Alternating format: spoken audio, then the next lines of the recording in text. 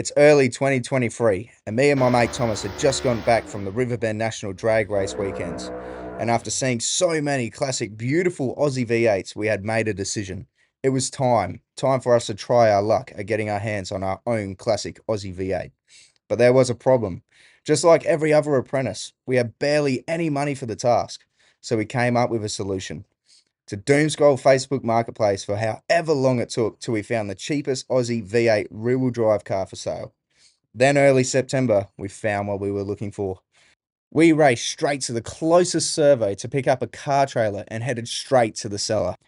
Now this is a 1991 Ford EB Fairmont Falcon equipped with the all-important 302 Windsor V8 that we had just picked up for $1,750. Now, it wasn't the cleanest thing in the world. It had smashed windows, mismatching tyres, and an interior that could be mistaken for a silk factory. On top of all this, the engine wouldn't even start.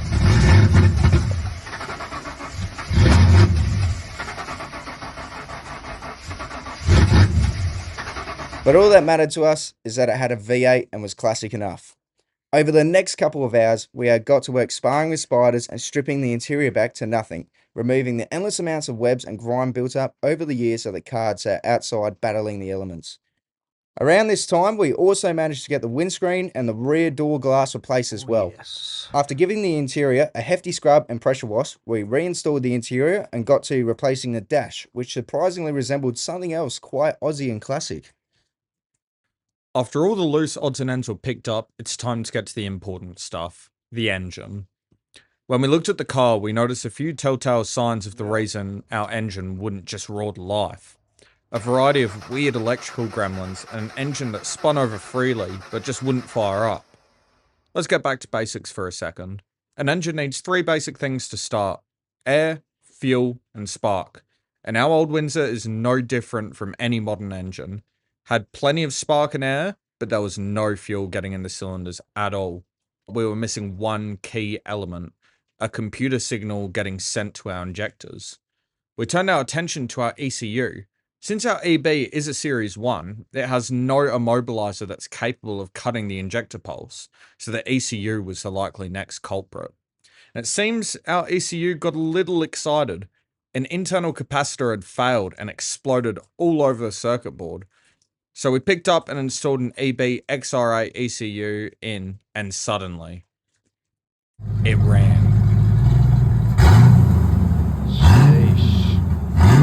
And it ran absolutely perla too. No misfires, trans engaged into gear fine, no lifter tick, or anything.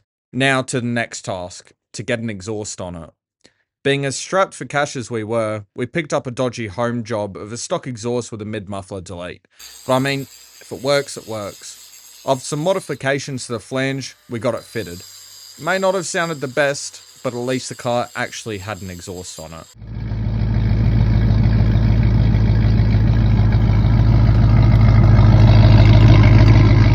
Next on the list was wheels and tyres. The old classic jelly beans that came on looked absolutely killer, but unfortunately we had some clearance issues. So we bought a set of genuine gear snowflakes, fitted up some new tyres, and we were all sorted. Now for the next task, the one that we had been putting off since we bought the car, the dreaded rust repairs. We knew we had to undertake this haunting and scary task to avoid the car running into the dreaded yellow canary the second it left the driveway. Now we know these fixes were not permanent. Neither me or Thomas has ever undertaken in the art of panel beating before. But we knew it was all just temporary and the EB had a lot of visible rust, so we knew we couldn't possibly make it any worse. The goal was to do a temporary fix that would get us through to later to properly smash out some quality repairs. As you can see here, it's all a bit of a learning experience, but I don't think we did too shabby at all. Now, after all these repairs and a little bit of touch-up paint courtesy of Super Cheap Auto, here are the results. We think they speak for themselves.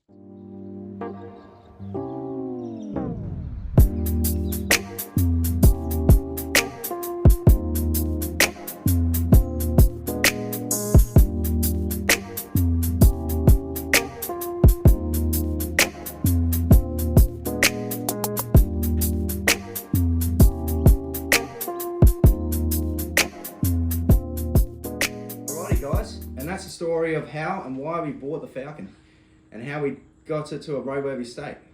It took a little bit longer than we had both anticipated, but both of us being apprentices definitely didn't help with the money side of things. Since then, we have also done a lot more modifications to the car while it has been on the road, and we can't wait to show you our progress in the near future. But all in all, I think we did great with sticking to our budget and still restoring the car to a very reasonable state, especially with the botch panel work. I'll pass it on to Thomas now, who will give you a little bit of a rundown on the cost of the build. Alrighty guys, so let's take a little bit of time to break it just down into some dollar figures. So first of all, the car was $1,750. Obviously cleaning the interior, taking it apart, all that sort of stuff was free. And then moving on, we got the windscreen and door glass done professionally, that was $380. After that, went and got a dash from a wreckers, that was $60. Also got an ECU off Facebook Marketplace for $100, which might I add was an absolute steal. The exhaust was also $80 off Marketplace. Wheels and tyres were $400, and all the paint, bogs, sandpaper, all that miscellaneous stuff added up to about $100. So all in all, we're looking at about $2,870, which I don't think is too shabby for an old V8 Cruiser. At the time we bought this, cars in similar condition were around the 4K mark, or maybe even more than that, and that's probably needing the exact same work that we've done to ours. Don't worry guys, we are still tearing that engine down, and we do have plenty more 302 content coming in the near future, so stay tuned for that. Tell us what you think guys, give us some feedback, show some love. The support so far has been absolutely amazing.